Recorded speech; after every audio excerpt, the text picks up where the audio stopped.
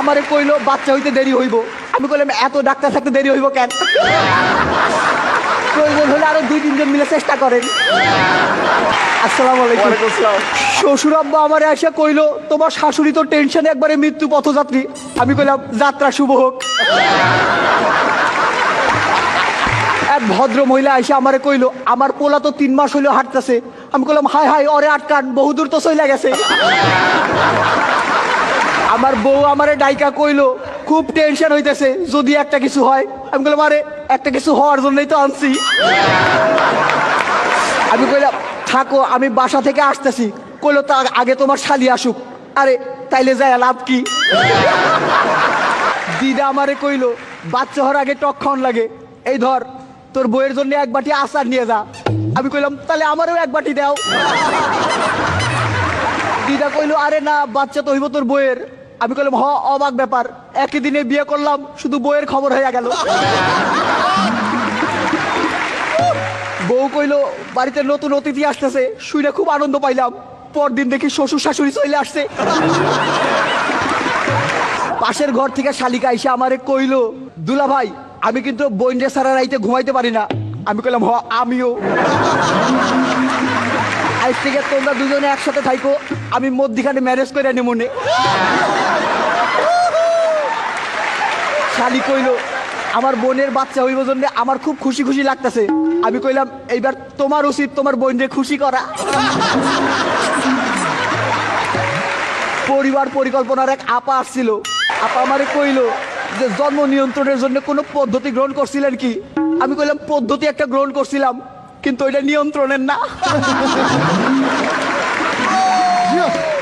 আপা আমার বউরে কইলো যে এই সময় ভালো মন্দ খাওয়া দরকার, আপনার কি খাইতে সবচেয়ে ভালো লাগে? আমি কইলাম ওই একটা খাবারের নাম কয়া দাও।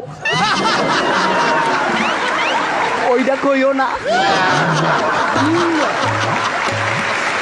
আপা আমার বউরে কইলো এই সময় কিন্তু ভারী কোনো কিছু তুলবেন না। আমি কইলাম আমার ওজন খুব একটা বেশি না। আমার বন্ধু আমারে কইলো আমার শ্বশুর শাশুড়ি খুব খারাপ, মাসে 2-3 বার যাওয়া আসা করে। আমি কইলাম আমার শ্বশুর শাশুড়ি খুব ভালো, সেই 5-6 মাস আগে আসছিল আর যায় নাই।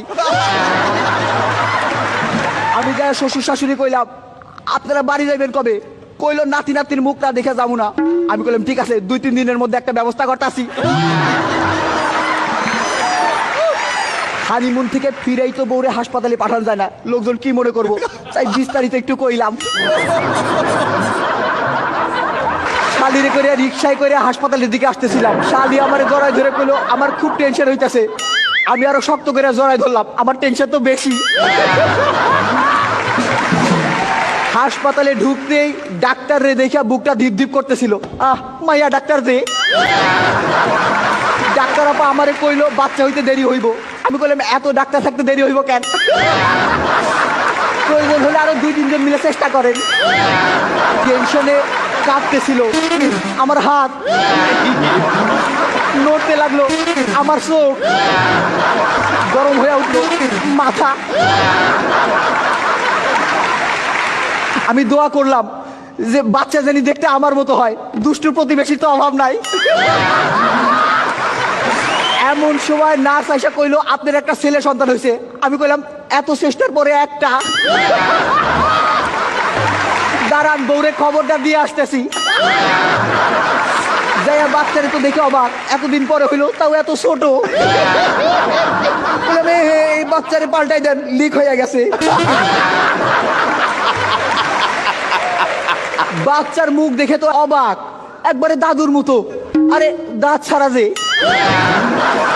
শালি কইলো এই যে বাচ্চার চোখ 2টা একবারে আমার বোনের মতো, কান 2টাও একবারে আমার বোনের মতো, আর যে একটা কইলো না ওইটা তো আমার মতো।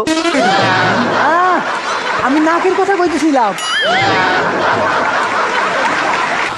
আমার যে ছেলে সন্তান হইছে এইটা শুনেই বিশ্বাস করেন। একটা ছোট্ট প্রমাণ আছে কিন্তু তা দেখাতে পারবো না। আরে ছবিটা যে নিয়ে আসি নাই। শ্বশুর শাশুড়ি কইলো একটা ভালো ছেলে খুঁজতেছি, ছোট মেয়েটার এবার বিয়ে দিয়ে দিব। আমি কইলাম আরেকটা ভালো ছেলে খুঁজেন, আমার দ্বারাও বিয়ে দিব। পরিবার পরিকল্পনার পয়সা কইলো ভাইজান এই ভাবির স্বাস্থ্য খুব একটা ভালো না, এখন আর বাচ্চা কাচ্চা নিয়েন না। আমি কইলাম তা ঠিক আছে, কিন্তু যাদের স্বাস্থ্য ভালো তারা তো আর শুনবো না। বলে শোনেন, 2 বাচ্চার মধ্যে দূরত্ব রাখা দরকার। আমি বললাম ঠিক আছে, বাচ্চা আরেকটা হইলে 2টারে 2 জায়গায় পাঠাই দেবো। বলে শোনেন, বাচ্চার পুষ্টির জন্য মায়ের ভালো মন্দ খাওয়া দরকার। আমি বললাম এই তো, মেয়ে মানুষ বলে পক্ষপাতিত্ব করলেন। ছেলে হলে বলতেন বাচ্চার পুষ্টির জন্য বাবার ভালো মন্দ খাওয়া দরকার। আর সারাদিন ধরে বউ বলতেছে আজ পারফরমেন্স যেন ভালো হয়। আমি কইলাম অনেকদিন পর তো, ঠিক আছে চেষ্টা করুম নেই। আজকের মতো আসতেছি, আসি।